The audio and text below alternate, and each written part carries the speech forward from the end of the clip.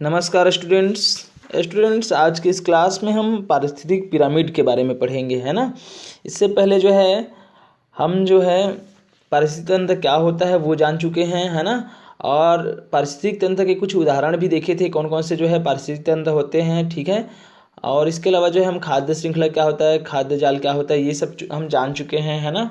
और उपभोक्ता क्या होता है, उत्पादक क्या होता है, उपभोक्ता क्या होता है, ये सब हम क्या कर चुके हैं, जान चुके हैं। मैं अब घटक के बारे में भी आप लोगों को बताया था, ठीक है। तो एक बार और रिवाइज करते हुए चलते हैं, है ना। तो जो पारिस्थितिक तंत्र है, तो पारिस्थितिक तंत्र क्या होता है। पारिस्थितिक तंत्र में जो है जैविक और अजैविक दो घटक होते हैं, ठीक है। उनके मध्य क्या होता है, अंतर संबंध होता है, मतलब एक दूसरे पर किसी न किसी प्रकार से क्या होते हैं, संबंधित होते हैं। और उनके यही यही जो संबंध जो होता है उनके द्वारा एक तंत्र का निर्माण होता है, जिसको हम क्या बोलते हैं, पारिस्थितिक तंत्र बोलते हैं। क्या बोलते हैं, पारिस्थितिक तंत्र, ठीक है, ओके, पारिस्थितिक तंत्र बोलते हैं, ठीक है ना।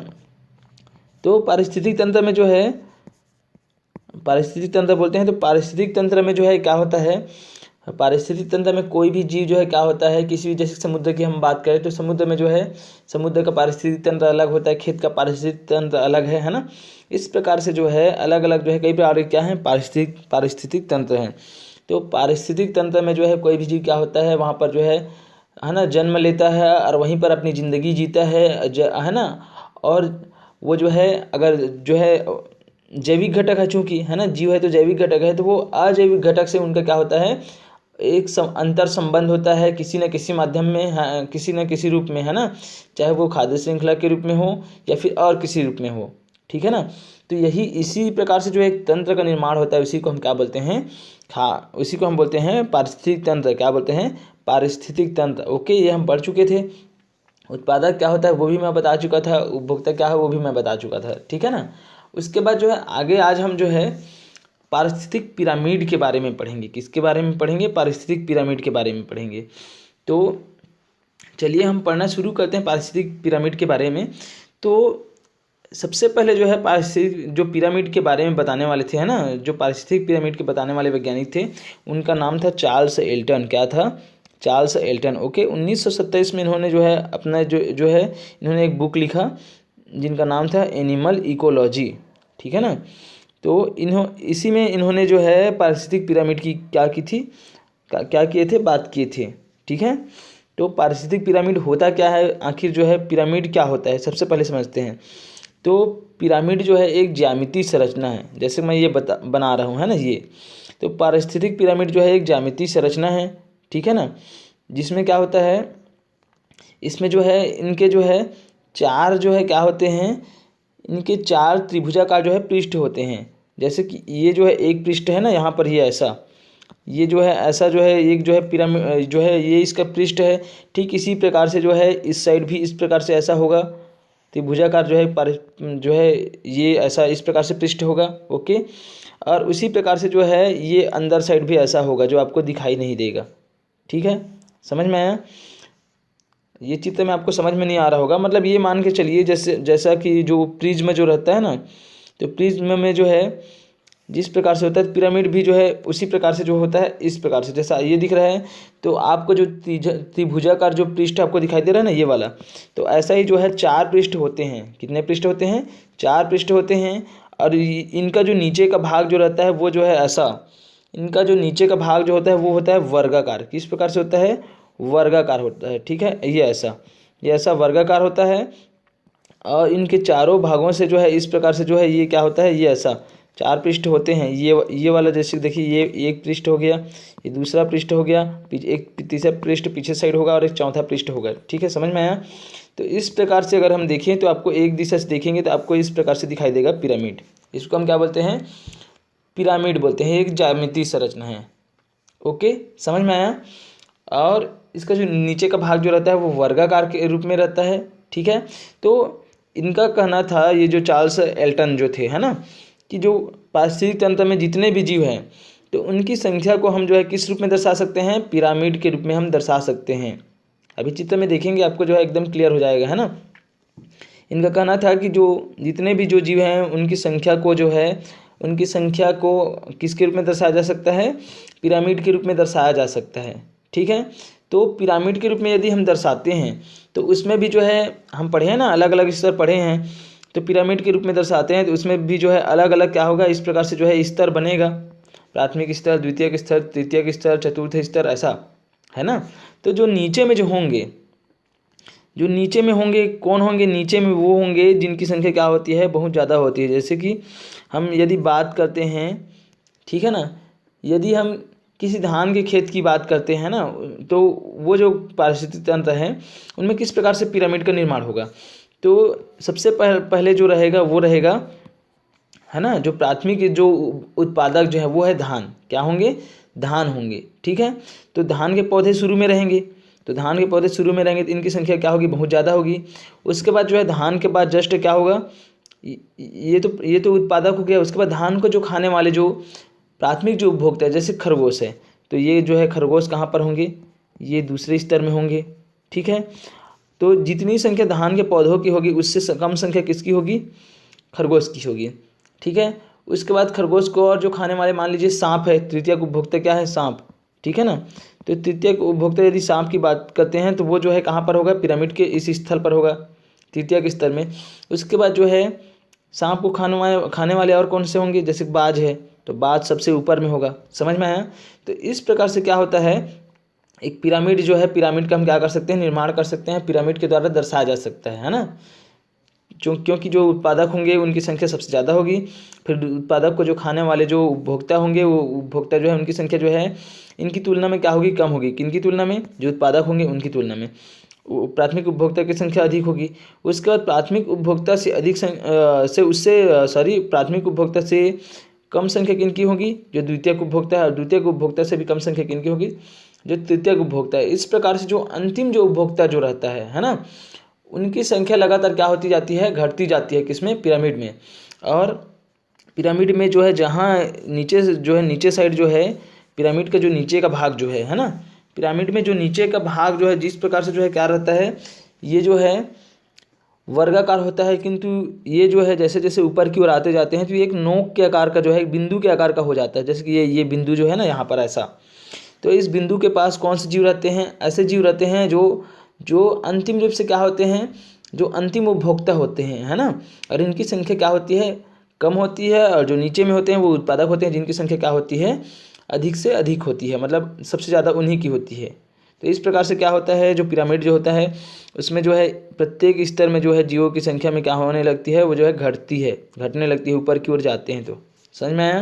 तो इस प्रकार से हम पिरामिड के द्वारा क्या कर सकते हैं, जितने भी जो पारिस्थितिक तंत्र है उसमें जीवों को हम क्या कर सकते हैं, उनकी संख्या को हम दर्शा सकते हैं। समझ में आया।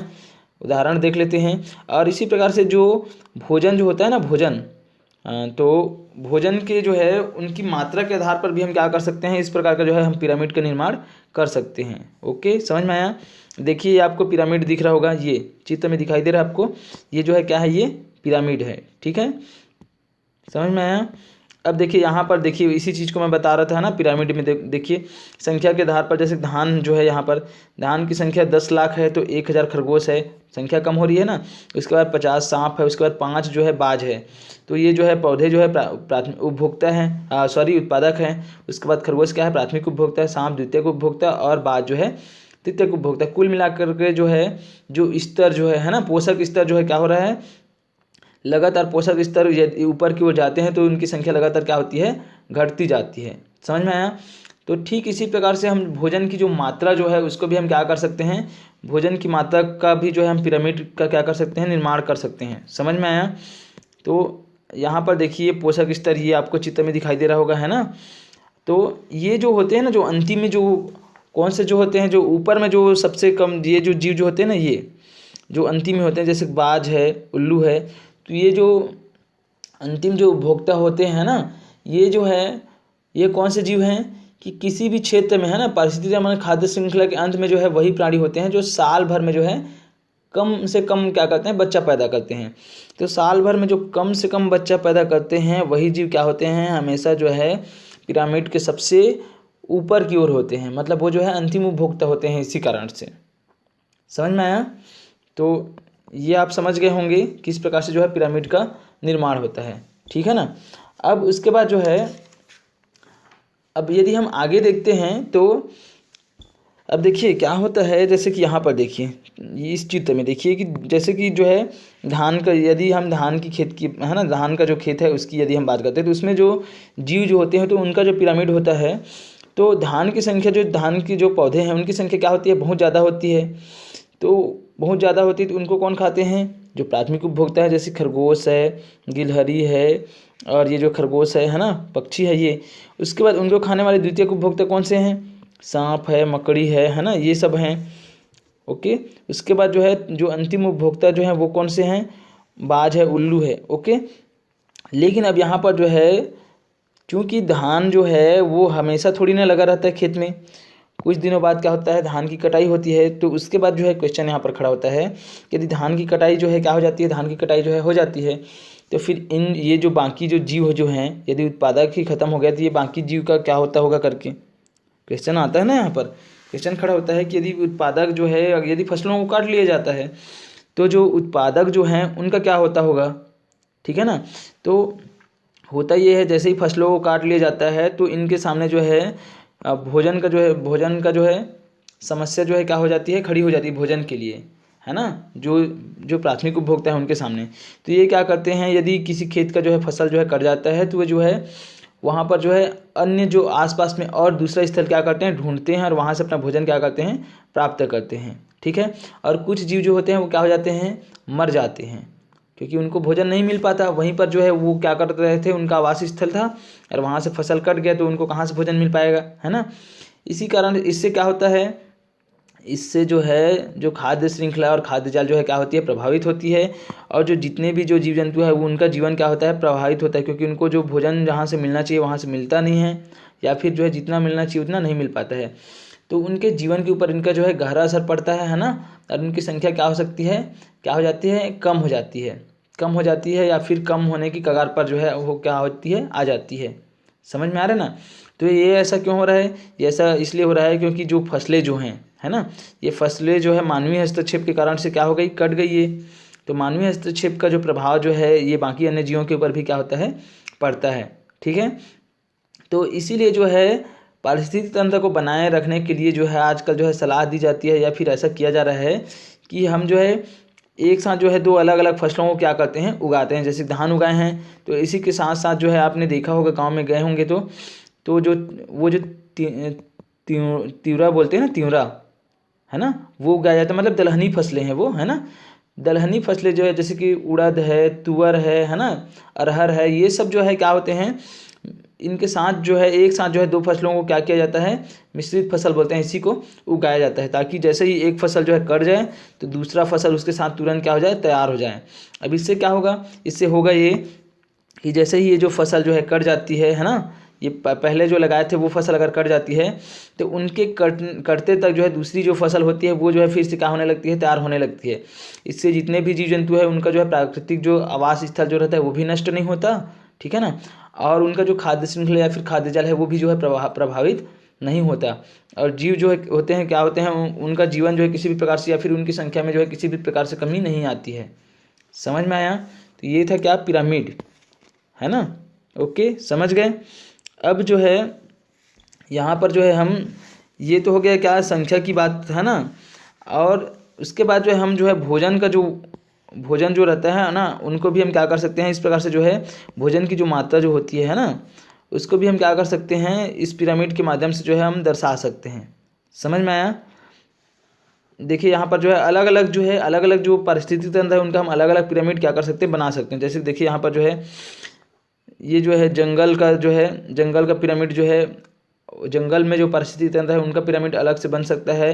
तालाब का या फिर समुद्र है उनका पिरामिड जो है अलग से, इस प्रकार से हम बना सकते हैं, जैसे कि आपको चित्र में दिखाई दे रहा होगा। ओके, समझ में आया। अब हम देखेंगे उत्पादकों की भूमिका एवं जीवभार।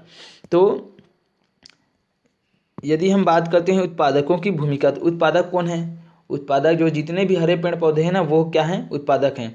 और ये जो उत्पादक जो होते हैं वो क्या करते हैं, प्रकाश संश्लेषण की क्रिया के द्वारा, है ना, प्रकाश संश्लेषण की क्रिया के द्वारा ये क्या करते हैं, सूर्य का सौर ऊर्जा जो होती है ना, सौर ऊर्जा जो होती है उनको किस में बदलते हैं, उसको जो है रासायनिक ऊर्जा के रूप में क्या करते हैं, परिवर्तित करते हैं, और जो है क्या करते हैं, संग्रहित करते हैं। कौन करते हैं, जो हरे पेड़ पौधे हैं वो, उन्हीं को हम क्या बोलते हैं, उत्पादक बोलते हैं। क्या बोलते हैं, उत्पादक। समझ में आया।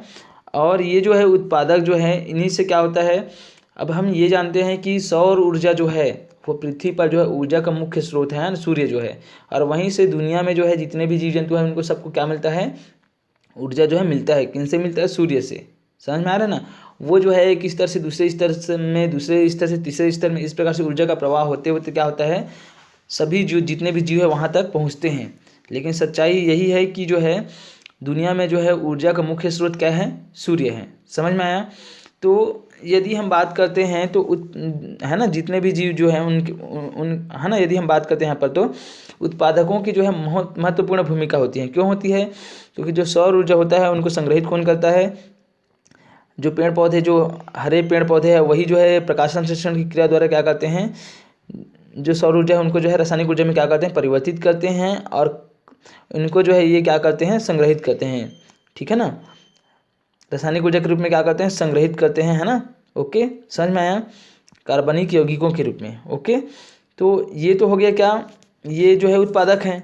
यदि ये ऐसा ना करे, है ना, तो सौर ऊर्जा जो है कभी भी जो है रासायनिक ऊर्जा में परिवर्तित नहीं होगी। और यदि हरे पेड़ पौधे जो है क्या नहीं करेंगे, सौर ऊर्जा को रासायनिक ऊर्जा में परिवर्तित नहीं करेंगे, तो बाकी अन्य जीवों को क्या नहीं होगा, ऊर्जा नहीं मिलेगी। और यदि उनको ऊर्जा नहीं मिलेगी तो जीवित रह पाएंगे क्या, कोई भी जीव जो है जीवित नहीं रह पाएगा। समझ में आया।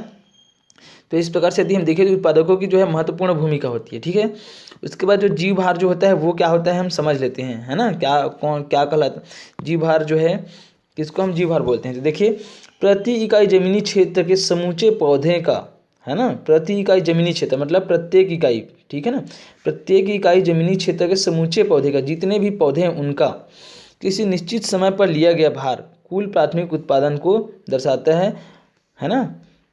और यही किसी पारिस्थितिक तंत्र के उत्पादकों का सम्मिलित जीव भार कहलाता है। ठीक है ना। कहने का मतलब क्या है, कहने का मतलब ये है कि यदि हमें ज़मीन पर देखें तो ज़मीन पर जो प्रति इकाई, है ना, प्रति इकाई जो ज़मीन है, ज़मीन का जो क्षेत्र है, वहाँ पर जितने भी पेड़ पौधे हैं, ठीक है, तो उनका जो है किसी समय लिया गया कुल प्राथमिक, है ना, मतलब उनका जो है लिया गया भार जो होता है, जो जितने भी पेड़ पौधे हैं उनका जो भार होता है वो जो है कुल प्राथमिक उत्पादन को दर्शाता है। मतलब उनका जो भार जो है वो कुल प्राथमिक उत्पादन को क्या करता है, दर्शाता है। जितने भी पेड़ पौधे हैं उनके कुल प्राथमिक उत्पादन को दर्शाता है उनका भार जो है, कि कितना वो उत्पादन कर रहा है। ठीक है, समझ में आया। और यही जो है किसी पारिस्थितिक तंत्र के उत्पादकों का सम्मिलित जीव भार है। ओके, समझ में आ रहा है ना। मतलब कुल मिलाकर के देखा जाए तो जितने भी जो क्या हैं, जितने भी जो हरे पेड़ पौधे हैं तो उनका किसी समय पर लिया गया कुल भार जो होता है ना, वही क्या है, जीव भार है। समझ में आया। वही जो है उत्पादकों क्या है, जीव भार है। समझ गए। तो ऐसे ही जो है पोषक, अन्य जो पोषक स्तर है उनका भी क्या होता है, जीव भार होता है। जैसे कि पेड़ पौधों का है, ठीक उसी प्रकार से मतलब उनका जो टोटल भार जो है क्या है, वही जो है जीव भार है। समझ में आया। और यही जो जीव भार जो होता है वही जो है खाद्य श्रृंखला में जो है एक स्तर से दूसरे स्तर तक जो है ऊर्जा का जो है क्या होता है, एक स्तर से दूसरे स्तर में ऊर्जा प्रवाह के लिए क्या होता है, ये स्रोत होता है। समझ में आया। ओके, अब देखिए हम जो है अभी तक हम क्या कर रहे थे, संख्या के आधार पर क्या कर रहे थे, पिरामिड का निर्माण कर रहे थे। अब यहाँ पर देखिए भोजन के आधार पर जो है हम क्या कर सकते हैं कि हर स्तर पर कितना भोजन उपलब्ध है ना। तो यह केवल जीवों की संख्या के पिरामिड से ही नहीं वरन जीवों के भार के पिरामिड से भी पता चलता है। मतलब जीवों के जो भार है उनका भी हम क्या कर सकते हैं, पिरामिड का निर्माण कर सकते हैं। और उनसे भी हमको क्या पता चल सकता है कि किस स्तर में जो है कितना भोजन उपलब्ध है, इसका हमको जो है पता चल सकता है। समझ में आया। देखिए यहाँ पर आगे जो है, यहाँ पर समझिए जीव के भार, है ना, जीव भार के पिरामिड। तो देखिए यहाँ पर उदाहरण के रूप में देखिए, है ना, यहाँ पर पारिस्थितिक तंत्र में जो है, पारिस्थितिक तंत्र में जीव भार के जो है पिरामिडों का निर्माण किया गया है। देखिए यहाँ पर जो है ये, जैसे देखिए यहाँ पर जो है उत्पादक दिया है पेड़ पौधे, ये जो है 15,000 किलोग्राम पेड़ पौधे हैं मान के चलिए। उसके बाद बाकी उनको खाने वाले जो द्वितीयक स्तर जो है ना, द्वितीय पोषक स्तर मतलब प्राथमिक उपभोक्ता जो है, गिलहरी है, बिच्छू है, केकड़ा है, यहाँ पर देखिए हिरण है, कौवा है ना। इस प्रकार से जो दिख रहा है द्वितीयक जो हमको जो है क्या मतलब प्राथमिक जो उपभोक्ता हमको दिख रहा है, उत्पादक को खाने वाले, उनका जीव भार कितना है, 1500 किलोग्राम। उसके बाद जो है अगला जो है लोमड़ी है ना। और इधर जो है ये दिख रहा है, आगे जो जीव दिख रहा है 150 किलोग्राम, और ये जो भालू जो है ये कितना है 15 किलोग्राम। मतलब कुल मिलाकर के देखें तो पिरामिड का जब निर्माण करते हैं तो जो प्राथमिक जो स्तर होता है ना, प्राथमिक प्रोसेस स्तर जो होता है, इनके जीव भार की बात करें, देखिए यहाँ पर 1500 किलोग्राम, 15,000 किलोग्राम, फिर 1500 किलोग्राम, फिर 150 किलोग्राम, फिर 15 किलोग्राम। इस प्रकार से हम देखें तो जो पिरामिड है जो है ना, जीव भार का यदि हम क्या करते हैं पिरामिड जो है बनाते हैं तो इसमें भी क्या होता है, जीव भार में जो है लगातार क्या होती है, कमी हमको दिखाई देती है। पहले सबसे जो ज़्यादा जीव भार जो जिनका होता है, जैसे कि जो उत्पादक होते हैं उनका जीव भार क्या होता है, वो जो है ज़्यादा सबसे अधिक होता है। फिर उसके बाद जो है प्राथमिक स्तर का, फिर प्राथमिक उपभोक्ता का, फिर द्वितीयक उपभोक्ता, फिर तृतीयक उपभोक्ता। समझ में आया। और ये क्या दर्शाता है, ये जीव भार भी दर्शाता है कि किसमें जो है कितना भोजन जो है क्या है उपलब्ध है, उनकी मात्रा को भी क्या करता है, ये दर्शाता है। समझ में आया। तो इस प्रकार से हम जीव भार का भी क्या कर सकते हैं, पिरामिड का निर्माण जो है कर सकते हैं। ओके, समझ में आया। यहाँ पर देखिए जीव भार के पिरामिड का जो है, यहाँ पर जो है ये जो है जीव भार जो है ना, प्रति वर्ग किलो 1000 वर्ग किलोमीटर में जो है यहाँ पर दर्शाया गया है। देखिए ये जो है धान का जो है, ये धान के खेत का है ना, तो 1000 किलोग्राम जो है जीव भार है पहले जो है, उसके बाद 100 किलोग्राम जीव भार, फिर 10 किलोग्राम जीव भार, फिर 1 किलोग्राम जीव भार। जीव भार जो है किसको दर्शा रहा है, ये जो है भोजन की उपलब्धता को भी दर्शा रहा है ना, भोजन की उपलब्धता को क्या कर रहा है, ये दर्शा रहा है। समझ में आया। इसी प्रकार से इधर भी देखिए, ये समुद्र का जो जीव भार जो है, ये पानी का जो जीव भार जो है उसको क्या कर रहा है, ये दर्शा रहा है पिरामिड, है ना। समझ में आया। उसके बाद जो है आगे हम जो है पोषक स्तर के द्वारा ऊर्जा का प्रवाह किस प्रकार से होता है, इसको हम समझेंगे, है ना। बहुत अच्छे से समझिएगा, ये आपके लिए जो है बहुत इंपॉर्टेंट है। पोषक स्तर के द्वारा ऊर्जा का प्रवाह किस प्रकार से होता है, तो देखिए सबसे पहले तो हम समझते हैं कि जो पोषक स्तर जो होता है ना, पोषक स्तर में यदि हम बात करते हैं तो देखिए सबसे पहले जो है यदि हम बात करते हैं तो आप यहाँ पर देखेंगे कि हरे पेड़ पौधे जो होते हैं वो क्या करते हैं, मैं पहले ही बता चुका हूँ कि सूर्य जो होता है ना, सूर्य जो है मतलब सूर्य जो है वहाँ से जो हमको ऊर्जा प्राप्त होती है सौर ऊर्जा। तो सौर ऊर्जा जो है मतलब सूर्य का जो ऊर्जा जो है सौर ऊर्जा, वही पृथ्वी पर जो है ऊर्जा का क्या है, मतलब जो है मुख्य स्रोत है ना। सूर्य जो है ऊर्जा का क्या है, मुख्य स्रोत है। और ये जो ऊर्जा जो होती है, इनको जो है हरे पेड़ पौधे क्या करते हैं, प्रकाश संश्लेषण की क्रिया द्वारा जो है अपना भोजन बनाते हैं, और सौर ऊर्जा को रासायनिक ऊर्जा के रूप में क्या करते हैं, संग्रहित करते हैं। ठीक है, तो जो सौर ऊर्जा किस में बदल जाती है, रासायनिक ऊर्जा में बदल जाती है। अब रासायनिक ऊर्जा में बदल जाती है तब जितने हरे पेड़ पौधे हैं वो क्या करते हैं, जितने भी जो जीव जंतु हैं वो हरे पेड़ पौधों को क्या करते हैं, भोजन के रूप में क्या करते हैं, ग्रहण करते हैं। क्या करते हैं, भोजन के रूप में जो है ग्रहण करते हैं, है ना, मतलब जो है उसको क्या करते हैं, खाते हैं। ओके, और ये जब जो है खाते हैं तो क्या होता है, जो पेड़ पौधे में जो ऊर्जा जो होती है वो किन में चला जाता है, जो जीव है उनमें चला जाता है। और उसके बाद जो है उस जीव को अगर कोई दूसरा जीव खा लेता है तो वो जो उनके शरीर में जो ऊर्जा रहती है वो तीसरे जीव में चला जाता है, मतलब द्वितीयक उपभोक्ता में चला जाता है, फिर द्वितीयक उपभोक्ता से तृतीयक उपभोक्ता में। इस प्रकार से जो है क्या होती है, एक लंबी खाद्य श्रृंखला बनती है। ठीक, तो इनमें जो है ऊर्जा का प्रवाह किस प्रकार से होता है इसको समझते हैं। देखिए आपको जो है उदाहरण के रूप में, है ना, ध्यान से समझिएगा, बहुत ही इंपॉर्टेंट है। देखिए सबसे पहले क्या होता है, जैसे कि मान लीजिए ये सूर्य है, क्या है ये सूर्य है। अब यहाँ पर जो है हरे पेड़ पौधे हैं, क्या है, यहाँ पर हरे पेड़ पौधे हैं।